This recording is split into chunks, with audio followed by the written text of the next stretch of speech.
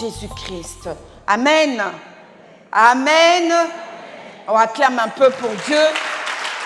Moi, je te dis un peu, si tu veux dire un peu beaucoup, abondamment, lui, il ne nous a pas donné petit. Alléluia. Nous devons nous rendre compte d'une chose. Ce Dieu est venu, il n'est pas venu nous donner un tout petit peu de quelque chose. Non, il a tout donné. Quand nous venons dans sa présence, nous calculons. Qu'est-ce que je veux donner à Dieu? Nous calculons. Mais lui, il n'a pas calculé. Il n'a pas calculé. S'il avait à calculer, nous ne serons pas là. Il n'a pas calculé la vie qu'il devait nous donner. Alléluia. Alors ce matin, le Seigneur m'a inspiré la rencontre d'une personne avec Jésus. Et dans cette rencontre, tu vas peut-être te retrouver quelque part. Si moi je me suis retrouvée, c'est que toi aussi tu vas te retrouver. Alléluia. Je ne pense pas que le Seigneur m'a mis cette personne à cœur pour chacun de nous. Alors nous allons lire Luc 19, du premier verset jusqu'au verset 10. Tu vas comprendre qu'à tout moment, tu as besoin de Jésus. Peut-être que tu es là, ça fait 10 ans, 15 ans, tu es dans le Seigneur, mais tu dois savoir une chose, tu as réellement besoin de Jésus. Nous pouvons lire Luc 19, à partir du verset 1. Jésus, étant entré dans Jéricho, traversait la ville. Et voici, un homme riche appelé Zachée, chef des publicains, cherchait à voir qui était Jésus. Mais il ne pouvait y parvenir à cause de la foule, car il était de petite taille. Il courut en avant et monta sur un sycomore pour le voir, parce qu'il devait passer par là. Lorsque Jésus fut arrivé à cet endroit, il leva les yeux et lui dit, « Zachée, hâte-toi de descendre, car il faut que je demeure aujourd'hui dans ta maison. » Zachée se hâta de descendre et le reçut avec joie. Voyant cela, tous murmuraient et disaient, « Il est allé loger chez un homme pécheur. » Mais Zachée, se tenant devant le Seigneur, lui dit, « Voici, Seigneur, je donne aux pauvres la moitié de mes biens, et si je fais tort de quelque chose à quelqu'un, je lui rends le cadeau. » Jésus lui dit, « Le salut est entré aujourd'hui dans cette maison, parce que celui-ci est aussi un fils d'Abraham. Car le Fils de l'homme est venu chercher et sauver ceux qui étaient perdus. » Amen. Le Fils de l'homme est venu chercher et sauver ceux qui étaient perdus. Je ne pense pas qu'aujourd'hui tu te sens perdu. Je ne pense pas. Mais peut-être à travers la parole que je veux t'apporter, tu sauras réellement que tu es un perdu. Et que Jésus ce matin est venu te récupérer. Jésus ce matin est venu te rattraper de là où tu es. Alléluia. Jésus, on nous dit aller à Jéricho. Jéricho n'est pas une bonne ville. Au fait, Jéricho est une ville où Josué même avait maudit. D'accord? Si vous vous rappelez, Jéricho est cette ville qui avait des grands murs, une grande muraille, qui empêchait que les enfants d'Israël passent jusque dans leur terre promise. Amen. Et donc, Jésus, il arrive à peu près à une semaine de son jour de crucifixion. Donc, il va donner sa vie d'ici une semaine. Et Jésus se sent pressé, malgré qu'il sait que bientôt, dans une semaine, il sera crucifié, mais il se donne le temps de pouvoir passer par une ville. Vous savez, Jéricho, ce qui est différent, il prenait son chemin pour aller à Jérusalem. Jérusalem est placé ou a été construit sur une montagne. Pour ceux qui sont déjà allés en Israël, sur une montagne. Et la différence, c'est que, je ne sais pas ici comment c'est, mais c'est 800 mètres au-dessus de la mer. Donc ça fait quand même très haut. D'accord? Mais Jéricho est plus ou moins à 400 mètres en dessous de la mer. Donc, quand on calcule le niveau de la mer, Jérusalem, c'est comme si c'était les cieux. D'accord? Et quand on regarde Jéricho, Jéricho, c'est les enfers. Jéricho est vraiment les enfers, au plus profond. Mais imaginez-vous que Jésus ne s'est pas retenu de pouvoir passer jusqu'à Jéricho pour aller chercher le plus perdu. Alléluia. Quelquefois, nous pensons que nous sommes déjà, comment je peux dire ça? Nous avons de l'avantage de pouvoir connaître Jésus. Mais nous ne nous rendons pas compte de certaines choses. Jéricho, quand Jésus y va, quand il arrive quelque part, déjà Jésus, il y a une chose, il y a une foule. Il y a une foule qui le suit. J'ai essayé de réfléchir, j'ai dit Seigneur, qu'est-ce qui se passe?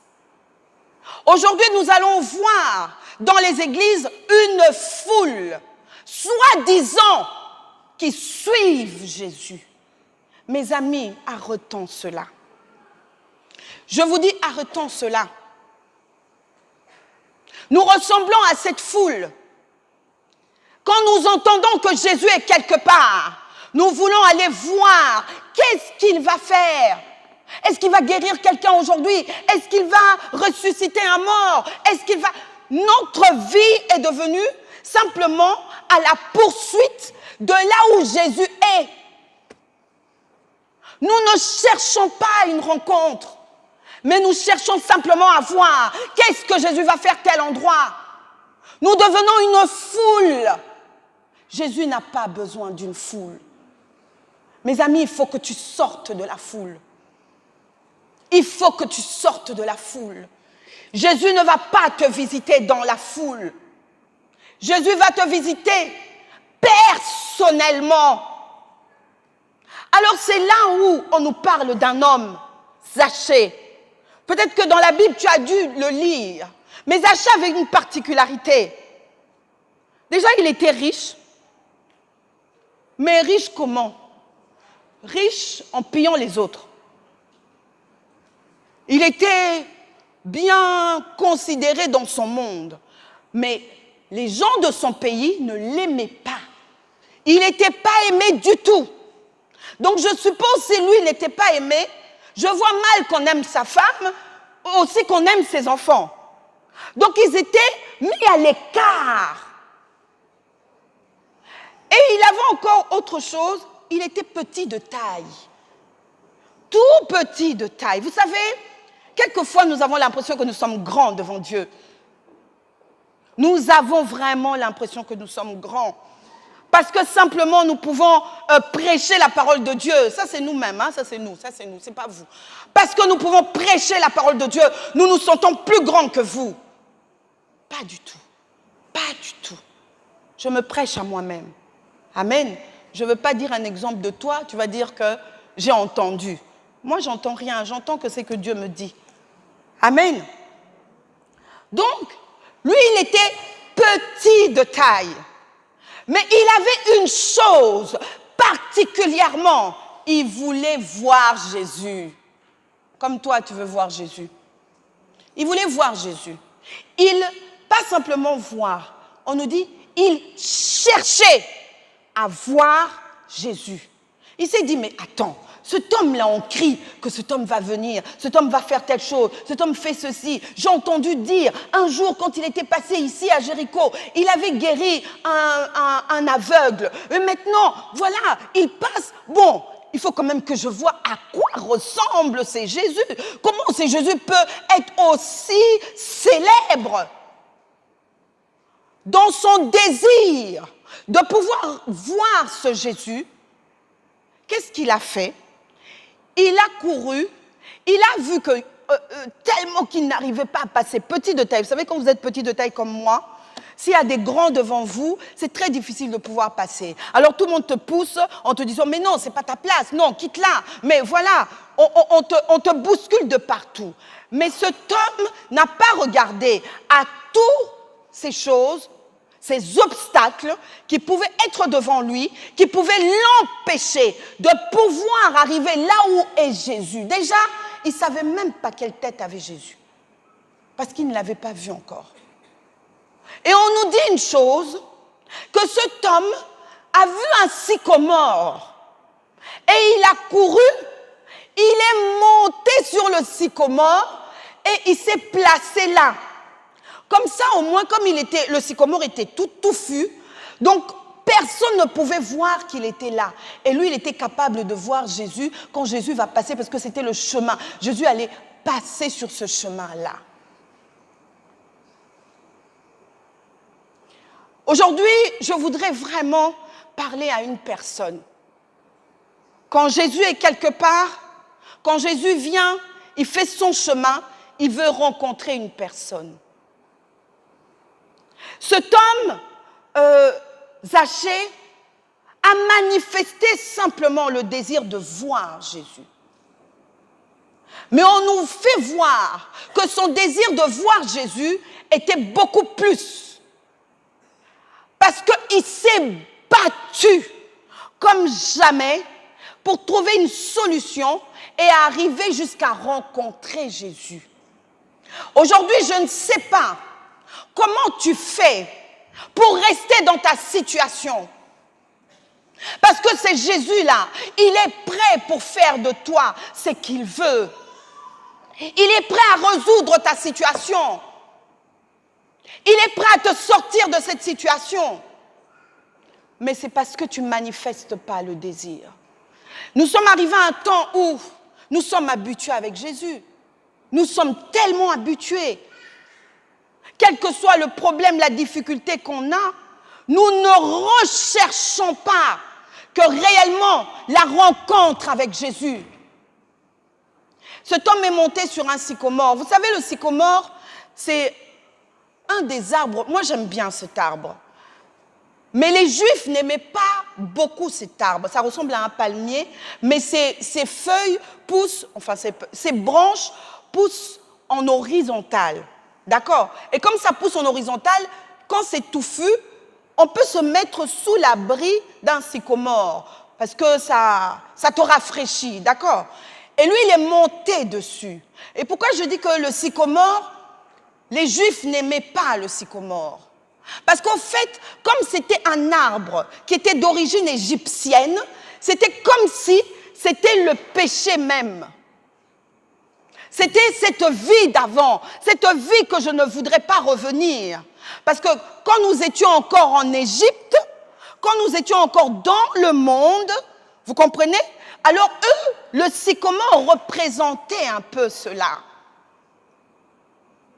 Et lui, il monte sur cet arbre-là. Et le sycomore, quand même, Salomon avait tout fait que même les cèdres, vous savez, le cèdre, c'est un beau bois, les cèdres soient beaucoup plus dans son royaume par rapport au sycomore. Donc vraiment, le sycomore, c'est l'arbre le plus bas, si je peux expliquer ça comme ça. Un arbre qui n'a pas d'importance. Un arbre qui... basse gamme. Voilà, basse gamme. Mais on nous dit que lui, il était riche. Mais il fait quelque chose, il monte sur un arbre. Vous vous rendez compte, rien que pour voir Jésus, cet homme s'est fait petit comme un enfant. Monter dans un arbre pour rencontrer Jésus. Aujourd'hui, nous ne voulons plus nous humilier. Nous pouvons avoir des problèmes qui nous dépassent. Mais quand nous faisons l'appel pour que cette situation, que tu rencontres le Seigneur Jésus, tu sais quoi? Tu es orgueilleux. Tu refuses de pouvoir dire c'est quoi ton problème. Or pourtant le Seigneur vient pour t'aider, pour te sortir de cette situation. Zachée est monté sur cet arbre. Et quand il est monté sur cet arbre, on nous dit que Jésus, en passant, Jésus arrive jusqu'au niveau là où il y avait Zachée. Et il regarde à Zachée. Et il dit à Zachée, descends vite, je dois aller chez toi. Le Seigneur nous dit aujourd'hui de descendre vite de nos soi-disant auteurs. Nous avons trop des auteurs. Nous vivons trop vraiment dans une sorte d'auteur, mais moi, je n'ai pas besoin que... Non, mais moi, je connais déjà Jésus dans ma vie, mais j'ai déjà accepté Jésus dans ma vie, mais je n'ai pas besoin de telle ou telle chose. Mais pourquoi je dois accepter encore le Seigneur Jésus dans ma vie? Pourquoi? Je l'ai déjà accepté une fois. Nous sommes trop dans les auteurs. Trop dans les auteurs. C'est pour ça que nous n'arrivons pas à rencontrer le Seigneur. Nous n'arrivons pas. Le Seigneur veut nous faire descendre de ces auteurs-là. Quelquefois parce que simplement notre niveau social est élevé, nous avons du mal même à pouvoir prier Dieu comme il faut. Nous étendre par terre. Dire, ah non, mais moi je suis cadre. Mais comment je veux m'allonger par terre pour Dieu? Jésus est venu à la rencontre d'un individu, d'une seule personne, pas de la foule. Pas de la foule. La foule pouvait parler. La foule ne savait pas ce que Jésus voulait. C'était de rencontrer une personne. Ce matin, Jésus veut te rencontrer. Mais il veut que tu manifestes le désir. Que tu ne dises pas, non, moi je ne peux pas venir vers Jésus parce qu'il y a ci, il y a ça. Ah, mais les gens à l'église me parlent comme ça. C'est pour ça que moi, de temps en temps, bon, je disparais. Voilà, non, mais je ne peux pas. Non. Jésus n'a pas besoin de la foule. Parce que c'est la foule qui l'a livré. Il n'a pas besoin de la foule, il a besoin de toi. De toi en particulier. De cette rencontre avec toi. Mais c'est à toi de manifester le désir. Manifestes-tu encore le désir de rencontrer Jésus? Est-ce que tu le manifestes encore? Le Seigneur Jésus dit, celui qui est grand dans le royaume des cieux doit ressembler aux enfants. Si tu n'es pas capable d'aller au plus profond de toi, quelque chose qui ne va pas dans ta vie, tu n'es pas un petit enfant. C'est que tu te fais grand. Parce que tu dis, oh, mais tout va bien dans ma vie. Ah, moi, je suis correct, hein, ça va. Ah, Jésus vient te rencontrer et tu lui dis, moi, ça va. Cet homme n'a pas eu du mal, malgré son rang social, malgré que c'était un adulte. Il n'a pas eu du mal à monter sur un arbre. Est-ce que vous avez déjà imaginé simplement que vous voyez un adulte monter sur un arbre, rien que pour regarder la foule? Un enfant encore on comprend, mais un adulte, et en plus, pas n'importe quel adulte, mais un adulte soi-disant riche. Non, nous sommes trop petits devant Dieu. Il n'y a aucun de nous qui a une grandeur. Nous ne pouvons pas nous enorgueillir en disant que moi j'ai déjà ça, moi je suis ça, Non, nous sommes rien sans Jésus. Absolument rien sans Jésus. Et il a réalisé Zachée. Il s'est dit, malgré que j'ai de l'argent, malgré que j'ai les honneurs des Romains, malgré cela, mais il y a quelque chose qui me manque au plus profond de moi. Et il a manifesté ce désir. Et toi alors?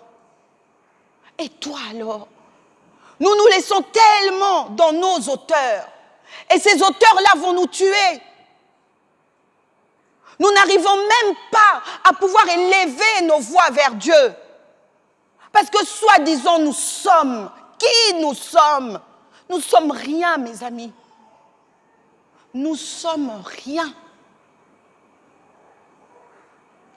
J'aimerais que tu regardes au plus profond de toi. Que tu te rendes compte que sans Jésus, tu n'es rien. Ce n'est pas ton compte en banque qui fait de toi quelqu'un. Ce n'est pas le niveau social. Vous savez, ce message me fait tellement mal. Tellement mal. Je me suis dit, mais Seigneur, nous sommes là depuis un moment. Nous sommes là depuis un moment à te suivre. Tu nous as toujours considéré la foule.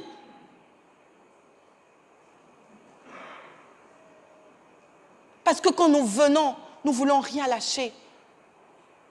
Nous voulons garder ce qui fait de nous un homme. Nous voulons garder ce qui fait de nous une femme respectable. Qu'est-ce qui peut faire de nous une femme respectable si ce n'est la personne de Christ? Si ce n'est la personne de Christ. Mes amis, cette parole, je n'ai pas réussi à l'écrire. Jésus est venu pour tout le monde. Pour tout le monde. Même ceux qui se disent chrétiens. Même ceux qui se disent, j'ai déjà accepté le Seigneur Jésus dans ma vie. Parce que quelque part, tant que nous serons encore sur la terre, nous aurons besoin de Jésus. Il y aura toujours des choses qui vont nous mettre en hauteur. Nous dire, ah mais toi tu es déjà arrivé. Non, nous n'arriverons pas. Sans Jésus, on n'arrive nulle part.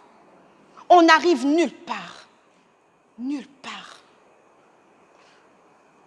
Il faut comprendre une chose, que ce Jésus, il avait déjà le plan. Il savait. À la fin, il dit une chose à tous ceux qui étaient tout autour de lui. Il dit que c'est aussi un fils d'Abraham. Donc, au fait, le Seigneur veut que chacun de nous, que nous manifestons notre foi. Quand nous voulons rester dans nos hauteurs, quand nous pensons que c'est notre vie qui fait de nous ce que nous sommes, c'est-à-dire que nous ne croyons pas en lui. Nous ne mettons pas notre confiance en lui. Mais cet homme a manifesté sa foi. Il s'est même repenti et sa conversion a été réelle. Est-ce qu'aujourd'hui, nous pouvons prouver réellement que notre conversion est réelle? Est-ce que nous pouvons prouver? Cet homme l'a prouvé. Dès que Jésus lui a dit « Descends », il est descendu. Il n'a pas regardé « Ah, les gens vont me voir, que je dise que je vienne encore accepter le Seigneur Jésus dans ma vie, que je donne encore ma vie à Christ, les gens vont me voir, vont se moquer de moi. Oh, donc depuis tout ce temps-là, il nous dirige la prière, il prêche, voilà, il faut encore qu'il accepte Jésus. Donc c'est alors des mensonges, alors c'est qu'il faisait. Il n'a pas regardé à ça. Il n'a pas regardé à ça. La foule parlait, mais lui, c'était sa rencontre avec Jésus qui a porté le plus. Sa rencontre avec Jésus. Ce qui importe dans ta vie, ce n'est pas ce que pensent les autres pour toi. Si nous sommes dans cette situation, parce que simplement nous regardons comment les autres vont me regarder. Non, il faut que je fasse celui qui va très bien devant les gens. Mais à l'intérieur de nous, nous avons des mal-être. Nous tous qui sommes ici, nous avons quelque chose qui ne va pas. Et pour que ça aille, il nous faut la rencontre de Jésus. Sans Jésus, nous resterons dans ce mal-être. Zachée a compris qu'il avait un mal-être, que la seule personne qui pouvait l'aider à sortir de ce mal-être, c'était la rencontre avec Jésus. Et quand Jésus vient chez lui, ce n'est pas quelque chose de dire non, demain quand on va faire l'appel, je viendrai. Demain quand il y aura l'apôtre, ça sera mieux, là je viendrai. Non, on lui dit de suite, aujourd'hui, on lui dit, descends, je viens chez toi. Jésus veut entrer pleinement dans nos vies. Il veut aller s'asseoir en nous. Il veut avoir la première place, la place d'honneur. Est-ce que c'est cette place-là que tu donnes à Jésus? Est-ce que c'est encore cette place que tu donnes à Jésus? Non, moi je suis convaincue que non. Sinon, il ne m'aurait pas donné cette parole.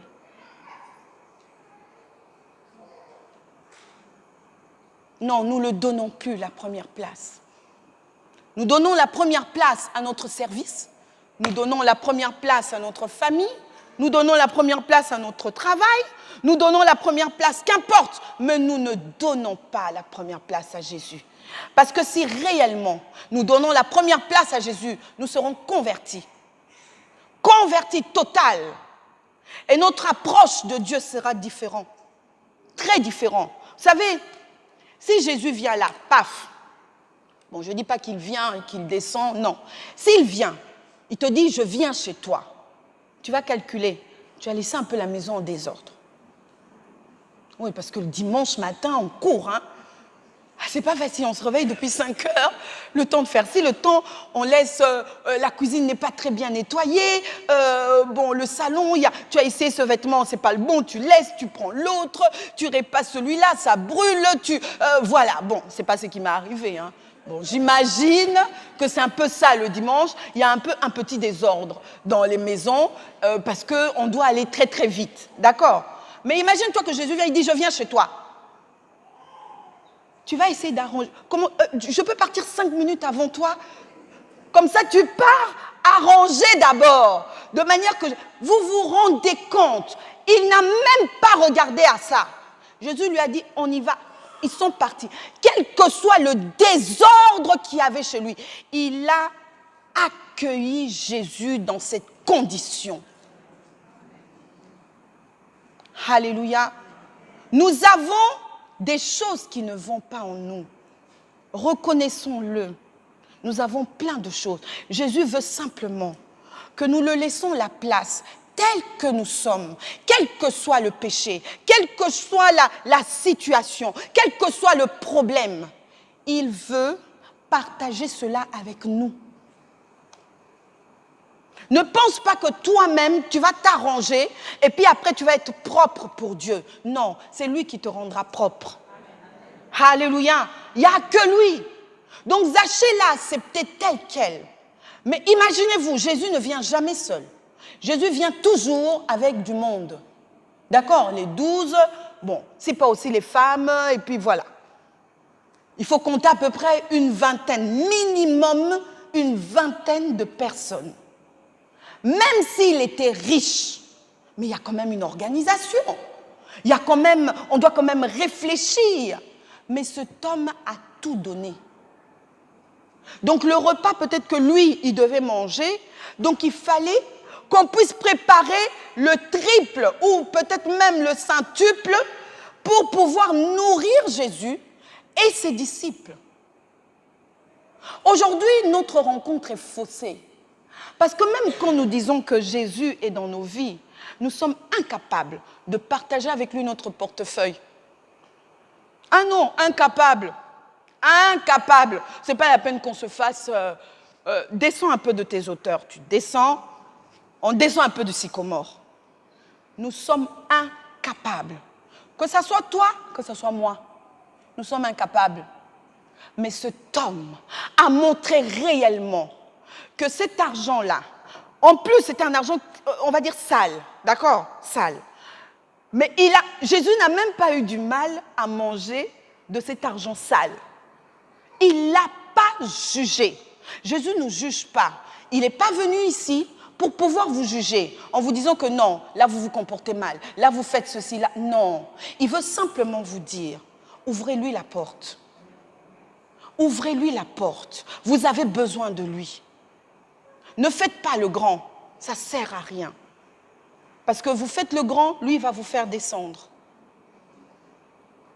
Et il ne faut pas que, là, quand il va vous faire descendre, que ce soit une humiliation devant les gens. Non, surtout pas. Donc, laissez le Seigneur faire dans votre vie. Laissez le Seigneur entrer dans votre vie. Et on nous dit que c'était carrément une fête de pouvoir recevoir Jésus. Et pendant que Jésus mangeait, c'est lui-même qui dit, si je dois aux personnes, je vais le rendre.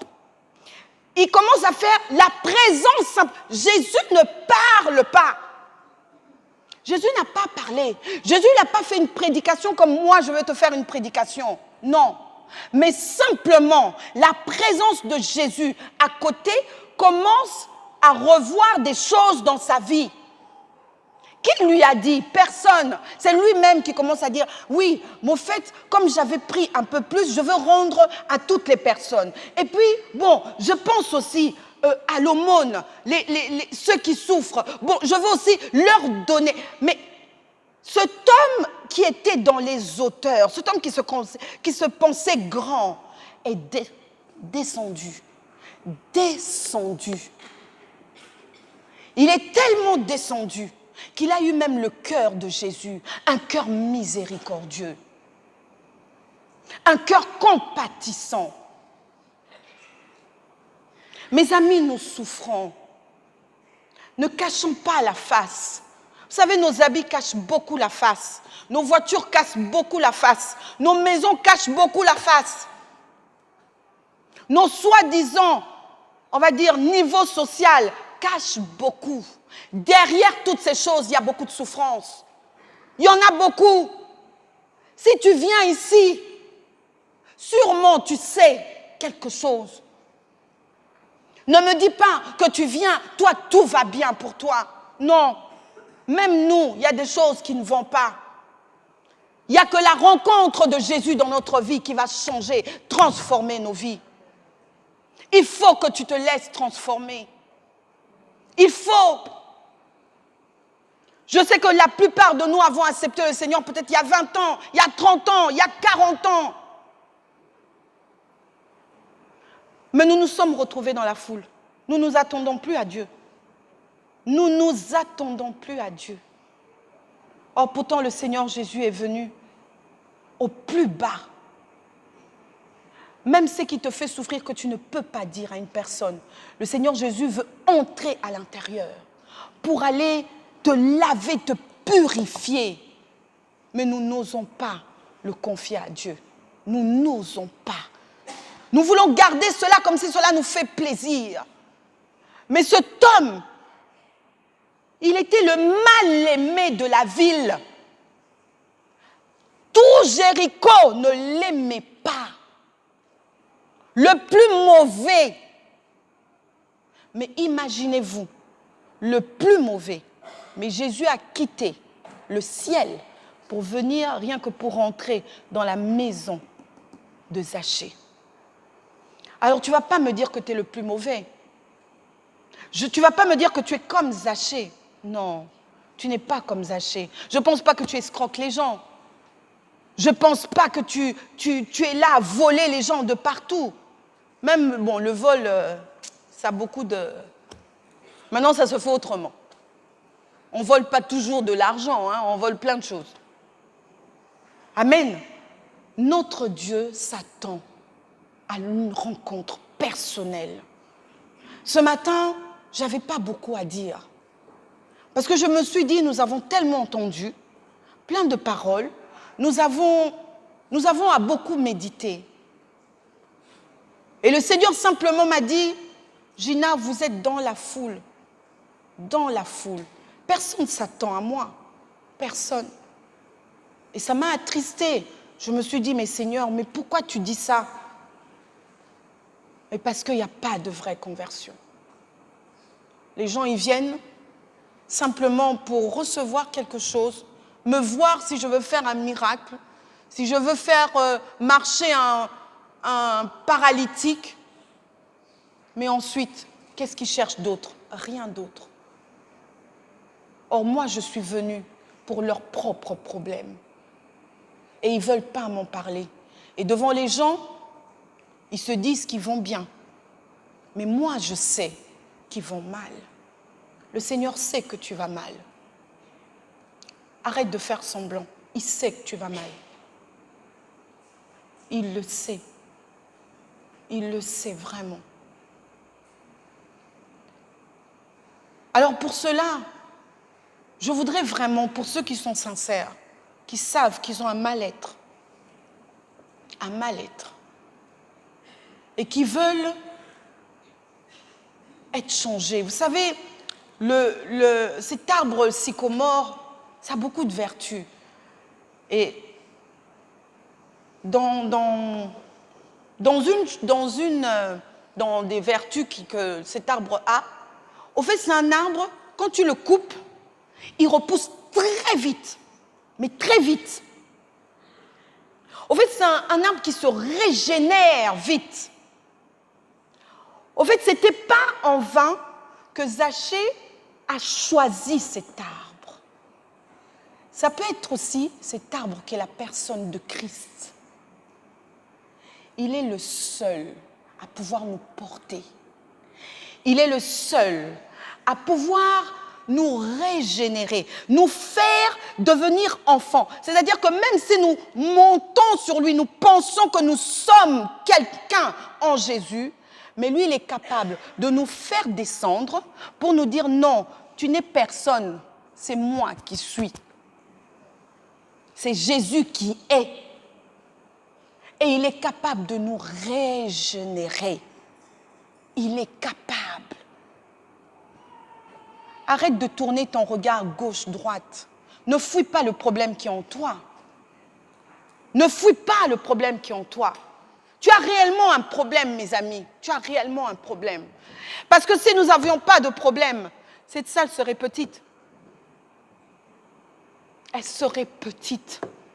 Parce que nous allions attirer du monde. Mais pourquoi il n'y a que toi? Pourquoi il n'y a que toi?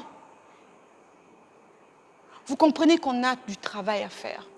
On a un travail à faire. Mais ce travail, d'abord, le Seigneur ne cherche pas à le faire dans une foule. Il veut le faire personnellement dans nos vies. Il veut entrer dans ta maison, dans ta personne, dans ton cœur. C'est ça qu'il veut. Ouvre-lui simplement ton cœur. Accueille-le comme Zachée avec joie. Avec joie. Laisse-le s'asseoir avec toi, même dans tout ton désordre. Laisse-le s'asseoir avec toi. Mange avec lui. Partage avec lui tes soucis. Et ce Jésus-là viendra te justifier. Le nom de Zachée veut dire le juste. C'est bizarre comment Jésus choisit des choses. Le nom de Zachée veut dire le juste. Jésus, ce qui est bizarre, va chercher les malheureux, va chercher les pécheurs. Mais dans le cas de Zachée, c'est comme s'il va chercher un juste. Au fait, il vient nous rechercher, nous qui l'avons déjà accepté dans notre vie comme Seigneur et Sauveur. Nous qui l'avons déjà accepté, nous qui étions déjà des justes, nous qui sommes déjà des justes. Il est venu nous récupérer. C'est pour ça qu'à la fin, il dit une chose. Car le Fils de l'homme est venu chercher et sauver ce qui était perdu. Quelque part, nous avons perdu Jésus. Nous l'avons réellement perdu, mes amis. Nous avons laissé des montagnes nous séparer avec Jésus. Mais aujourd'hui, Jésus est venu te chercher. C'est toi qu'il est venu. Dans ta situation, dans ton problème, il est venu te chercher.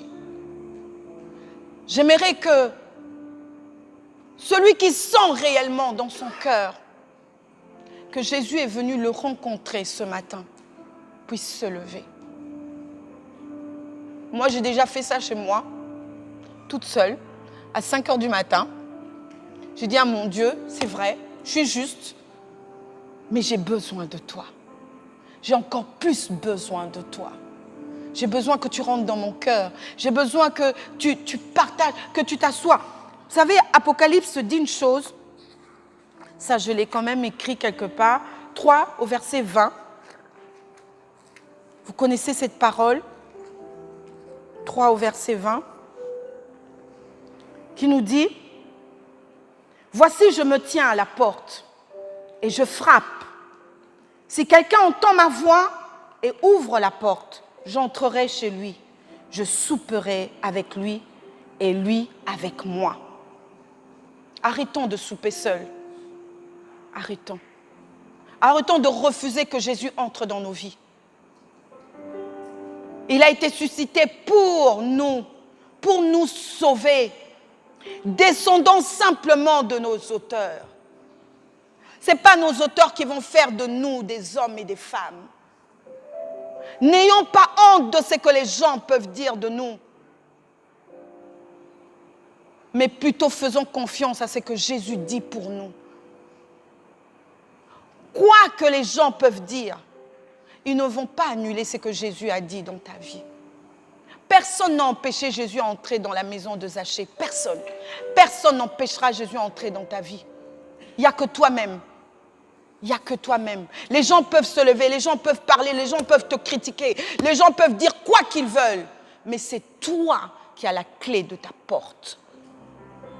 C'est toi. Si tu refuses l'accès à Jésus, il n'entrera pas. Tu restes dans cette situation, ça te perdra. Tu t'éloigneras encore plus. Alors je reviens encore dans cette demande. Si tu sens par cette parole que Jésus est venu pour toi, c'est vrai, tu es injuste. Injuste, c'est celui qui a déjà cru au Seigneur Jésus. Cette parole est prophétique. Je ne l'ai pas préparée. Je ne l'ai pas préparée. Mais je sais une chose, que quand Dieu me donne une parole, c'est réellement ce qu'il y a dans les cœurs. J'ai confiance en ce Dieu. J'ai confiance en ce Dieu. Nous sommes arrivés à la fin de notre culte d'action de grâce ce matin et nous allons finir avec un chant et ensuite la bénédiction. Amen. Parce que nous voulons vraiment repartir avec celui qui nous a invités ce matin et qui était là à nous attendre et qui nous connaît par notre nom.